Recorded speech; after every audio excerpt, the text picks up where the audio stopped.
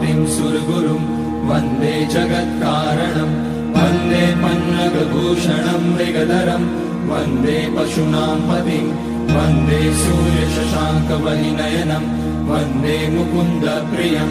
वन्दे भक्तजनाश्रयं च वरदं वन्दे शिवं शङ्करम् ॐ मृत्युञ्जयाय रुद्राय नीलकण्ठाय शम्भवे अमृतेशाय शर्वाय महादेवाय ते नमः। नमस्तेऽस्तु भगवन् विश्वेश्वराय महादेवाय त्र्यम्बकाय त्रिपुरान्तकाय त्रिकाग्निकालाय कालाग्निरुद्राय नीलकण्ठाय मृत्युञ्जयाय सर्वेश्वराय सदाशिवाय श्रीमान् महादेवाय नमः। ॐ नमः शम्भवाय च मयोभवाय च नमः शङ्कराय च मयस्कराय च नमः शिवाय च शिवतराय च ॐ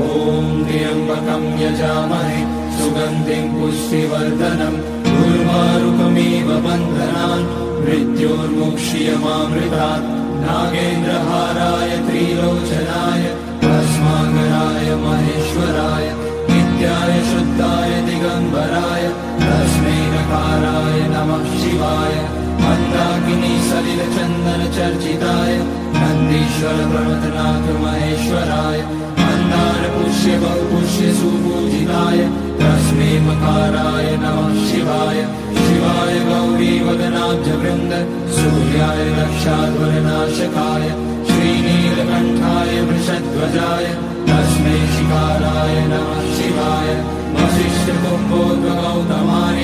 मुनीन्द्रदेवार्चितशेखराय चन्द्रार्कवैश्वानरलोचनाय तस्मै वकाराय नमः शिवाय यज्ञस्वरूपाय जटाधराय पिनाकहस्ताय सनातनाय दिव्याय देवाय दिगम्बराय तस्मै यकाराय नमः शिवाय पञ्चाक्षरमिदं पुण्यं यः पठेत शिवसन्निधौ शिवलोकमवाप्नोति शिवेन सह मोदते।